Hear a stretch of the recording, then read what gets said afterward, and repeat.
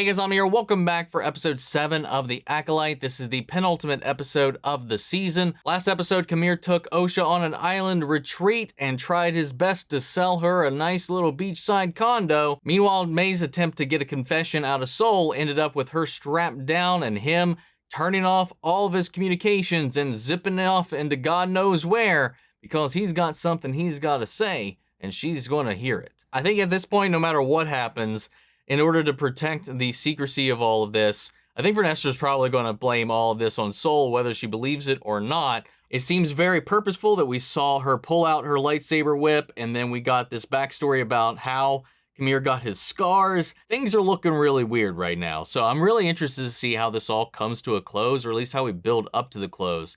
The episode ended with Osha trying on that badass little helmet and feeling the power. So guys, if you want to see the full length reaction, as always, you can check it out over on Patreon, or if you go to Mirable's channel, get you access as well. It is a watch along format, so you will need your own footage to sync up the time codes for reacting the entire episode. Over there, you get the same thing for all the other shows and movies that we cover on the channel. You also get to suggest and vote about movies to react to each month. We got monthly Q&As, behind the scenes footage, to trying to make it worth your while since you are going out of your way to support the channel. But guys, at the end of the day, I really appreciate it. Enjoy this reaction. To least leave a like, drop a comment, subscribe if you're not already. And with that all said and away, let's get ready to hop into episode 7, Choice. Here we go.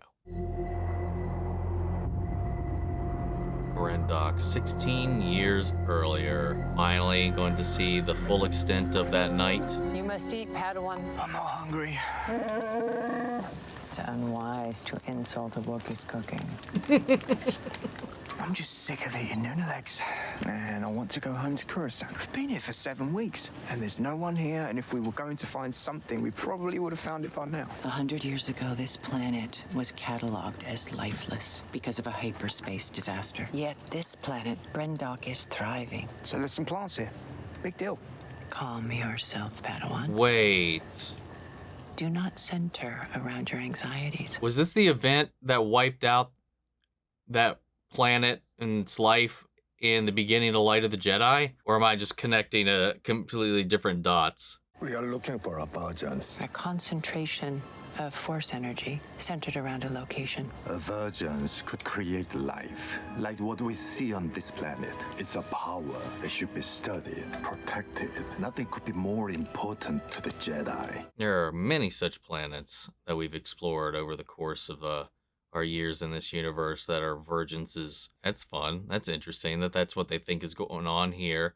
Might also improve the abilities of those trying to manipulate the Force to do some things that the Jedi might not like what these witches did. My Padawan is too distracted to appreciate the significance of emergence. It was disturbed, unbalanced. You were disturbed. Do not confuse Torbin's feelings with your own. I do not tell him answers to ease his mind. I teach him to seek the answers for himself. You disagree. That's why I have a Padawan and you do not. Rude. We haven't covered the Northlands yet. Meet us back at the camp. Okay.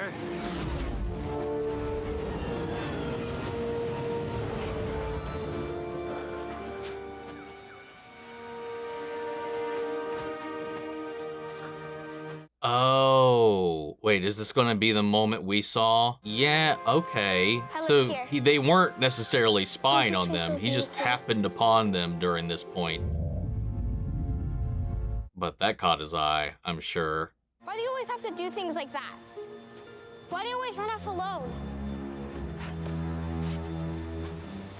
This isn't fair. No. Quickly. Indara, can you read me? We are not alone. Indara, can you read me?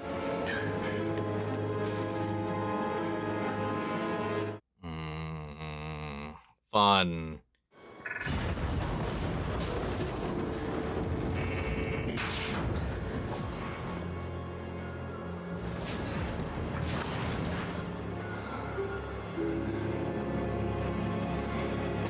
If they did a simple flyby over the surface, this clearly, I mean, I guess this could have been perceived as maybe wreckage from what was here before, when there was life here, but I feel like that would have been something you check out first if you saw that. A force cult here. I think they are witches. Night Sisters. We do not have all the information. Besides, Night Sisters don't raise younglings, let alone train them. They do not treat the girls like children. We should return to the ship, ask the council for guidance. I fear for the girls' safety. The witches prepare for a ceremony tonight. What if the girls are in danger? Indara, I know you would defer to the council, but I insist. Come with me. See what I have seen. I'm curious, like, why she seems like, oh, okay, yeah, we don't have all the facts, but, like, he seems really freaked out about it. Kelnacca, slice the controls. Thank God, they finally used the right words. Hell yeah, this show automatically gets 10,000 points for using the right fucking words. Oh my God. Thank you. Good evening. I'm Master Indara. These are my colleagues, Sol, Kelnacca, and my Padawan, Torbin. You're trespassing. Forgive our intrusion. We thought this planet was uninhabited. The all-knowing Jedi were ignorant of their surroundings. I find that hard to believe. Oh, are we gonna see what he was experiencing? Yo. Son of paupers from the planet Bonadon.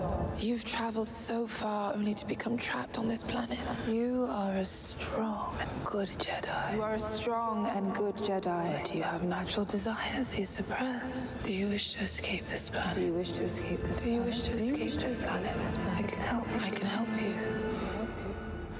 Osha, Oh. may we meet your sister? So was that or was that not You when wish he to was return like to Coruscant? possessed? Your master denies I guess you. not at all. I would not keep you from what you want. I would always let you have what you need. Ask me. Ask me. Wow. I want to return to Coruscant. Kneel. Is this what? This is when it happens. Wow. Huh. If you want your Padawan returned to his right mind, I suggest you all leave. Mama, I want to show them what you taught me. Please let me take the test. You cannot deny that Jedi have the right to test potential Padawans.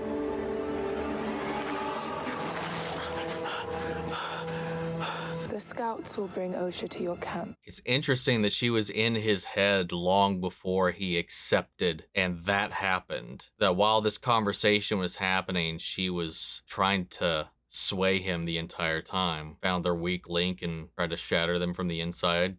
I feel a connection to Osha. I feel she's meant to be my Padawan.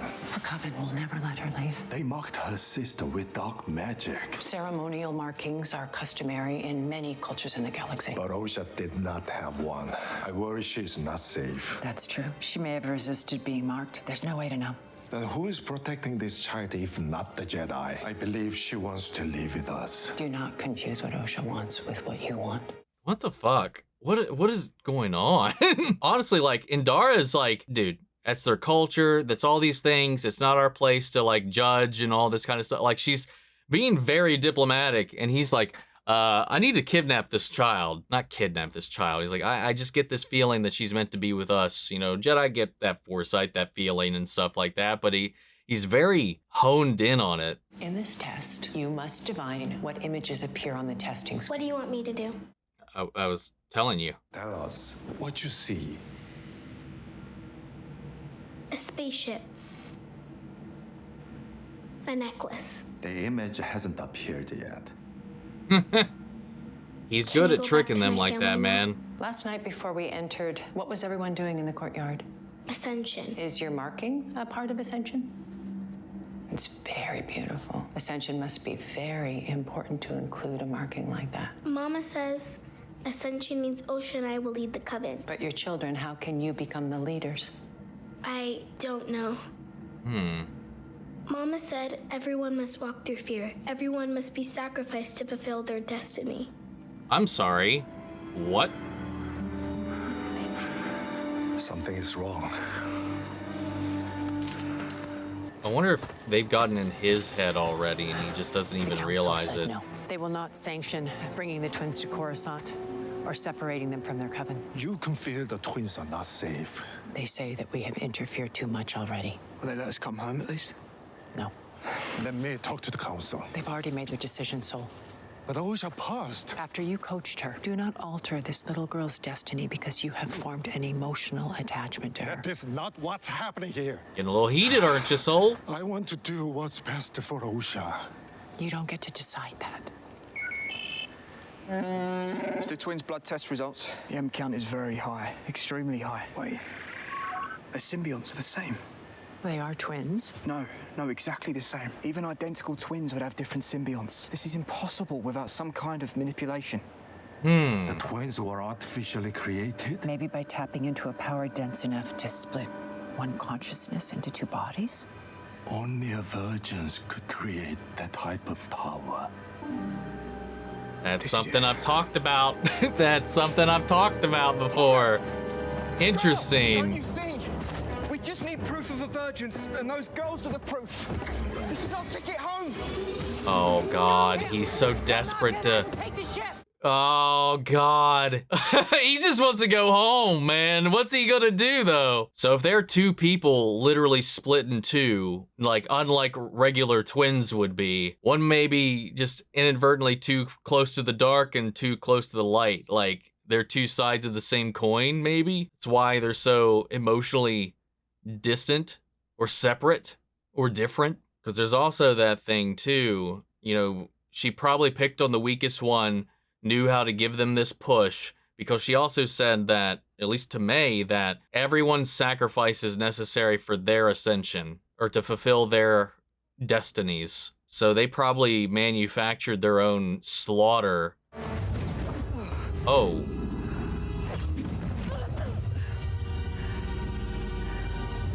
Good girl. Get mad. She is a child. The girl has yet to discover the power she holds. It's not her decision to make. But is it ours? You cannot allow Osha to go. It's what she wants. You would sacrifice our future for the wish of a child. My children are our future. Her wish must be considered. You may be their mother, but you are also our leader. Right now, I choose mother. All right, here goes May. No one can get in or out. Witches, arm yourselves. I think they've locked the girls inside. The elevator's been disabled. You can't go. We're stuck here now. May, let me out. We won't let it happen. May, please! Well, so far, at least what we've seen from Osha's perspective has still been held intact. We were just getting way more context of the things that she wouldn't have been privy to. Everyone in the common room, prepare for battle. What is happening? The Jedi have breached the fortress again. I told you we cannot use violence. And I told you I would die before I let the Jedi take my children.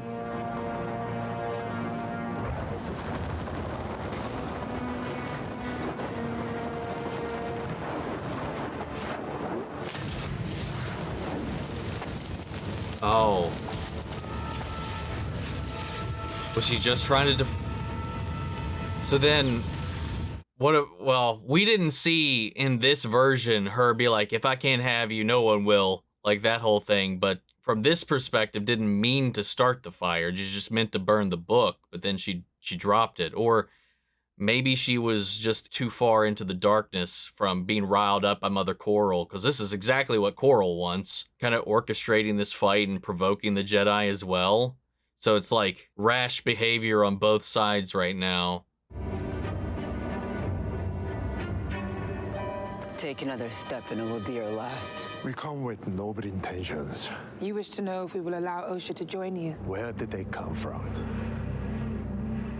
How were they created? Someday, those noble intentions you all have will destroy every Jedi in the galaxy. Help! Mama, help me! Oh. Oh! Whoa.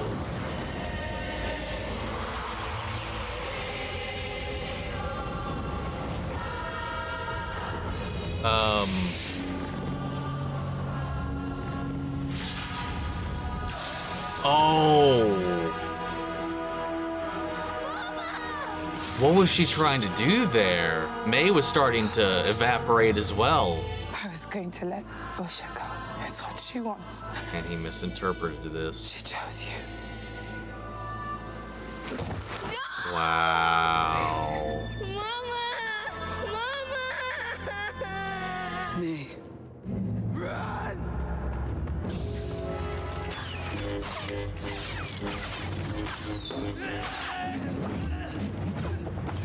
Wow.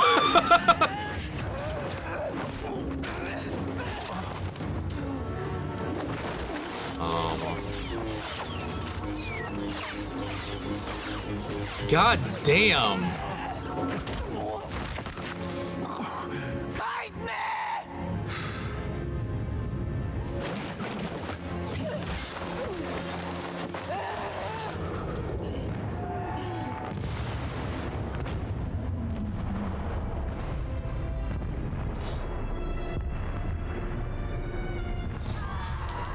This is all from the fire that May started, though. The twins! They're locked inside!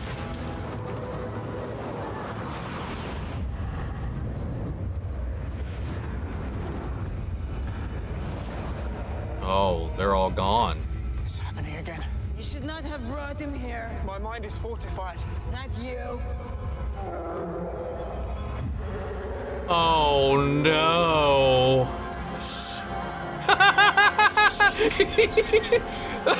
Did he just go shit?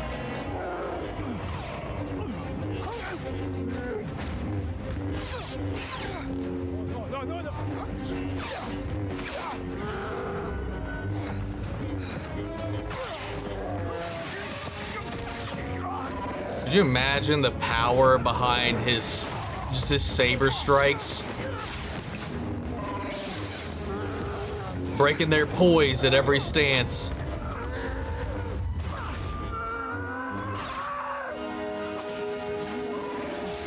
Ooh.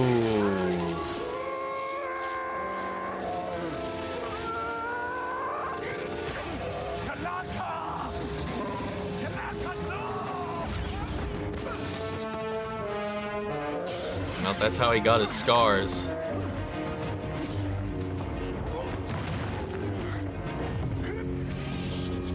Whoa.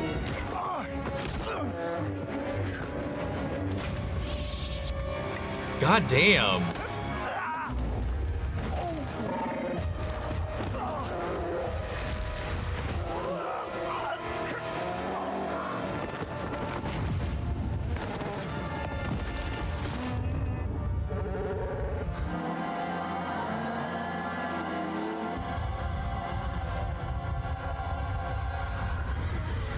Oh, fuck.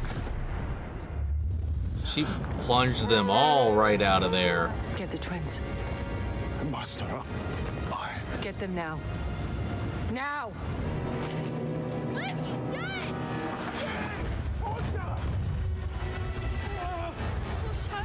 Oh, he's trying to save them both.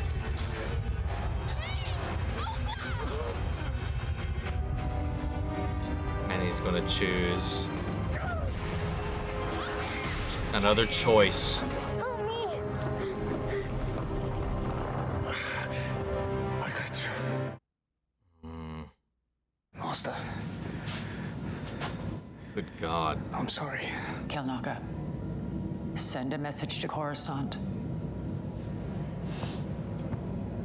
We're going home. He got what he wanted in the end. Interfere. I warned both of you. I wanted the twins to be safe. With no thought of the consequences. I had to make a choice. Master!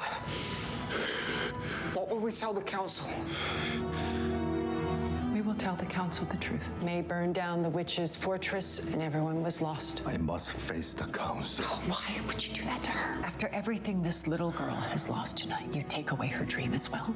Before you throw yourself at the mercy of the council, ask yourself why you made this choice. Where am I? We're on our way to Coruscant. What happened? They started a fire. Huh. Interesting. Man, that definitely reshapes a lot of the thing. Like I said though, like I at least posited early on, I felt like there was something in the middle that had to be the truth. Like there was a little bit of column A, a little bit of column B. This time around, we didn't hear, "I'm not letting you leave," or whatever the fuck she said before. Obviously, we skipped over some familiar bits that we've already seen before, so maybe she was saying that, maybe in the heat of the moment, but she didn't mean to go through with it. Like she was just trying to intimidate her. She wanted to burn her book that had all of her scribblings and drawings of the Jedi Order, of all that stuff, because it was taking her away from her. But then the fire burned her hands, and very good subtle way to kind of like accentuate what it's like to play with the dark side and give in to those temptations of those feelings. Like quite literally, you play with fire, you get burned. And then she dropped it, and then it started this fire. And then you could see the regret in her eyes when she finally snapped out of that moment. You know, because Coral was really pushing her. Like, she's definitely favored May. Like, we saw that in the original flashback as well and here. And I think it's because her aggression, like, because if they are a single entity split, because that's what we learned here today as well, is that they are beyond identical. Like, rather than just like normal identical twins would be, they are basically the same person split in two. Their midichlorian counts are insanely high, and they are the same person. You know, she's drawn towards the Jedi, she's drawn towards leaving, while May is drawn towards aggression. She's the stronger of the two. She taps into her emotions more. She's easily angered. It really does feel like one's being pulled towards the light and one's being pulled towards the darkness. So if they are two halves of the same coin, two pieces of the same person, I think the darkness manifested in May and the light, or at least some of it, manifested in Osha. And maybe the more they interact, they were meant to be this union, this force, this power of two. I don't know what that end result was meant to be, what the goal was here, because apparently they were the key to the future of this coven, whatever that means. But in order to achieve that, everybody in this coven, they said, it was like everybody will need to be sacrificed for that. So like, was the plan always to sacrifice themselves? Or was the coven going to basically, like we've seen with the Night Sisters and stuff like that, where they absorb the souls just kind of echo on forever through those that are currently alive. Maybe this coven was going to transcend, or the part of this ascension was for them to be absorbed into the twins to create a singular entity. Or I don't know. I really don't know, because we never really got to that point, because when it came down to this little quarrel with Coral and the rest of the coven, Aniseya is trying to play this dual role here, both as the leader of this coven, but also as a mother, you know, not just her responsibilities to her people, which seems to be why these children were created to begin with, to fulfill some prophecy, some end that, you know, they were hoping to use for whatever reason. But at the end, when she realized Osha doesn't want this, she wants to be a mother and allow her that choice, as much as everybody else is like, no, you can't let the Jedi have her. I don't know. It's just a really interesting dichotomy that's appeared here between these two. You know, as much as we have this split reaction in both sides of the camp. Like, it's not like just the witches and it's not just the Jedi. You know, we had them divided on what's going on and what to do in this situation. Coral wanted a fight, you know, against instruction. You know, she basically orchestrated a conflict. You know, she wasn't going to let them take Osha regardless of what Osha wanted. But you had Indara, who was kind of like, honestly, she was so level-headed in this entire situation. And she's just dealing with these Jedi, Soul included, that are just kind of struggling at being out here. It just feels like there's a whole past to Soul that we're not privy to. Like, because, like, you know, she's like, hey, maybe that's why you don't have a Padawan or whatever. And he's, you know, he's rash, he's emotional. He just automatically gravitated towards Osha for one reason or another. It was like this, like, moment, like he knew it the moment he saw her. That person there is destined to be my Padawan. Maybe he was always holding out for the right person in his eyes. And then once he found that person, he fixated on it. Now, we only saw from Torbin's perspective what was going on here. And From the moment they entered the gates, Torbin was being taunted and played with. These witches were playing upon their insecurities, their fears, their doubts, all these little emotions that Jedi train you to tuck away and hide, and he simply just wants to go home. He hates being out here. He's not shy about it, and they preyed upon that to get inside his mind. He gave in, and that's when the eyes rolled back, turned black, and he hit the ground. So they were already messing with him and preying upon that, and I think very well, maybe even just being in this place was doing something to everybody as well. Everybody that had a little bit more of a fire in their dark side was being tempted even more here, cause virginces can lean light or dark. You know, Dagobah is a dark side virgins, if I remember correctly. You know, one of the things that created the tree and that whole little trial that Luke goes through, it's meant to do very much the same thing. And it's maybe that very same virgins that allowed them to make these creations. Obviously, it spouted life after this disaster. Maybe just simply being here was fucking with their heads. There's some elements of this that I wish was a little more clear, because I did find this episode pretty interesting, especially considering how everything played out. But at the end of the day, we had we didn't really know what Kelnacca was going through at all. We never really got any subtitles or translations or nothing for him, but it was Torbin and Sol that, you know, infiltrated the compound on the second run through. They kind of jumped the gun there, and Kelnacca, I guess, was also with them, because Indara was in the ship flying by. So I'm a little confused on the timeline of events there a little bit, but she was trying very hard to be a diplomat. She was like, hey, you know, it's not really our place to take this child away. You know, no matter what, the council's not going to approve of it. I'll ask, but I don't think they're going to be okay with that. They think we've already interfered too much. Kind of very Star Trek-y in that way, coming to this planet and not getting too wrapped up in the politics of the planet. You're not really meant to interfere, just observe and gather intel, which is what they were doing. And they got themselves wrapped up in the goings-on of the people on this planet. I found all that pretty interesting, because we had half of the witches kind of wanting to play ball and half that definitely did not.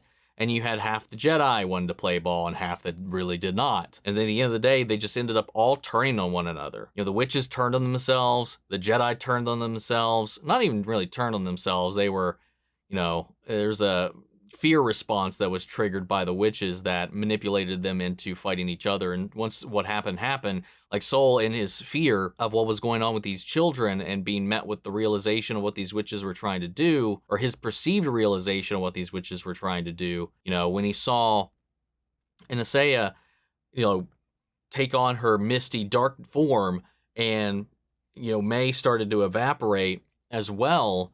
I think she was just trying to get them out of there, but he didn't know that's what she was trying to do. So instinctually, he reacted and stabbed her. He thought she was doing something bad to the children, when in fact, she was just allowing him to take Osha. That was what she was going to do. And because of that, when Quarrel got into the mix, he was just hand to hand only. He didn't really bring out his lightsaber until it was to cut off her pole arm.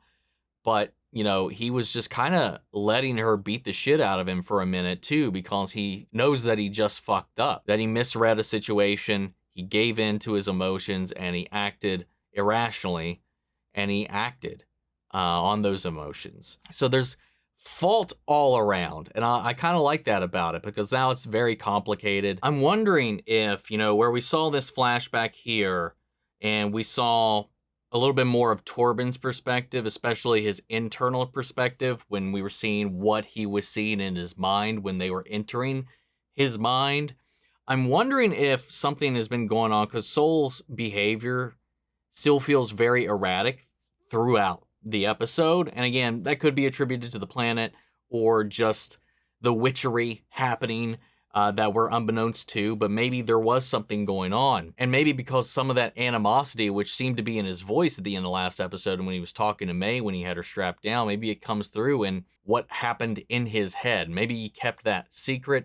Maybe there's something else to that as well. Maybe we'll see a point of view in the next episode of what he was experiencing on that day, or it's just going to be left up to her interpretation up until this point. Another thing that I wanted to kind of point out as well is that, coming back to the prophecy, there was this whole thing about sacrificing the coven. And I think that Coral, one of the main reasons she did a lot of the things that she did was to orchestrate the sacrifice of this coven. They said, in order for their ascension to take place or for them to fulfill their destiny, all of them would have to be sacrificed. She did all these little things, laid all these little chess pieces and traps throughout the episode to make sure that fell into place once Aniseya was not following suit on that promise to protect what they were building, did what she did. Because by the end of it, the Jedi didn't mow them all down. All Indara did was exorcise them out of Kelnacca, and they all passed out. When Sol arrived later, they were just all still passed out. They didn't strike them down. There was no lightsaber blows. There was no nothing. So I'm wondering if they just held off long enough and whatever ritual they were trying to perform, maybe they succeeded in? Because I don't know why her just pushing them out of Kelnacca's brain would just kill them all. So I don't know how that happened. Unless, they passed out and then the fire raged and they died in the fire.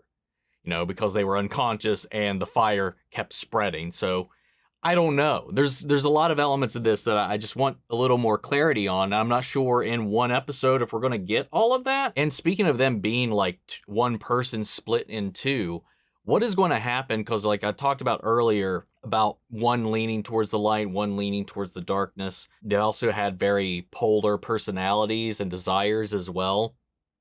But I'm wondering what happens now that Osha is being pulled that other direction. So what happens when they're both just entities that have fallen into darkness? What happens then? Because we saw her being tempted throughout the last episode as she puts on the helm at the end. And what will happen with May? Unless they flip completely, showing that the potential is there for either of them, that neither of them have a set destiny. So I don't know. Or maybe they merge. Maybe one of them absorbs the other one and they become whole, kind of like Revan did with his dark side in the Old Republic. I don't know what they're going to do with this. I'm very intrigued. There's so much old school lore they're playing around with. And also, again, thank you for bringing back slicing. Thank you so much. God, that was one of the things that irritated me irrationally so about the sequel trilogy, man. There was no need to rename what had been established and used for decades like they did. Again, the fight choreography in this episode was solid. I really loved, especially when Kelnacca hit the scene. We finally got to see him in action and in full-on rage mode as he was being piloted by the dark side, as he was being channeled by these witches to attack his own. Just the strength, the power of his strikes was just brilliant. I loved seeing that. I was going to say, if we were going to have a Wookiee Jedi and go the length of this and not see him in action, that was going to be a little disappointing. But he did not disappoint. Torbin also got some skills, deflecting those bows, holding his own against Kelnacca, or at least attempting to hold his own against Kelnacca. And I mean, all the combat in this show has been really solid up until this point. And then Indara single-handedly cleansing Kelnacca's mind of all these witches' influence. It was like a whole, like 15, 20 of them were like all chanting to control him. I don't know if that says like how much it takes to control him or how strong she is to cleanse them all out of his mind. But I thought that was kind of interesting. It's kind of sad that she's the first one that gets offed in this whole situation, considering she was the one trying to hold all of this shit together and being the real diplomat of this entire scenario that they got stuck in. Also, coming back to Torbin and his penance that we see later and his guilt-ridden self that we find him in that state as he's trying to repent. Honestly, seeing the events play out, I feel like he's being a little bit of a drama queen over this whole thing, man. I don't know if it warrants that kind of a reaction. Sure, it's a shitty situation. You acted out of pocket, but in hindsight, it does feel like a little bit of an overreaction or overcorrection, if you ask me. Also in this episode, again, everything's coming down to choice. Aniseya choosing to accept Osha's choice, allowing Osha the ability to choose. She's like, we brought them into this world. Should we not at least allow them to choose the life they want to lead? Obviously, they brought them into this world for a point and a purpose, but I think that beyond that, after tasting motherhood, she was just like, as much as that would help us, it's what we want, should I force that on her? So, and then she gives her the choice. The Jedi give her a choice as well until things get a little out of hand and we got different people trying to interfere with these choices. And then at the end, too, Saul decided he was trying to save both kids. He was trying to get them both out of there, but he wasn't strong enough, especially after that fight, to maintain his focus on both of those bridges as they were collapsing, let alone trying to get them both off of there. So he made a choice to choose Osha and let May fall. So again, another choice that everybody's trying to wrestle with. There's a lot of I like this through line in the entire show has been about choosing your own destiny. And I do like that a lot. I feel like after that 5th episode, everything's been pretty solid, at least on my front. You know, I've still got some quarrels with a couple of things here and there, but nothing as extensive as in episode 4 or 3. I do feel like the show has gotten significantly better after that 5th episode. And I don't know, maybe it was just struggling with all the setup that they needed in those first 2 episodes. I do feel like there's, you know, like many of Disney Plus shows, both with Marvel and Star Wars, some more time in the oven probably would have benefited them. And I don't know if it was, you know, it fell prey to the victims of the cutting room floor like many a Marvel show has, or what, but, you know, there's definitely some room for improvement, especially in the first half of this show. But, you know, for me, episode 5 onward, I've thought every episode, including this one, has been much more solid. Like, I still think this episode still has some holes in the logic and the motivations and some of the things being introduced here, or at least revealed here, but I don't know if that is necessarily a fault of the episode or something they're holding off till the next episode. So I'm not exactly sure, so I'm going to reserve judgment on that aspect of it, because again, like, one key element is, like, I just feel like Soul has been acting really weird this episode, but maybe that's just me. If you can stick the landing after maybe a rocky start, that for me works better than just, you know, having a great start and having a fall off on the second half, like many a show I've watched has done. So we'll see how it goes. But guys, what did you think? How do you feel about it? What was your interpretations of all this? Did you read things the same way that I did? I would love to hear everybody's different perspectives on this episode. So sound off the comments. Let me know your thoughts down below. We'll carry on the conversation after the video. Hope you enjoyed the reaction. If it did, leave a like, drop a comment, subscribe if you're not already. Remember, want to see the full-length reaction, as always, you can check it out over on Patreon, or if you become a member of the channel, get you access as well. And speaking of before you go, I want to shout out our channel legends: Manny, Sherritt, Yord, Scum, Melito, Robert Anguiano, Jeffrey L, Jake Cottrell, Eric Official, Casey Wood, and Russell Crockett. Thank you guys so much for continued support. That's it for this video, guys, and I'll see you all in the next one. But until then, may the Force be with you always. Take care, everybody.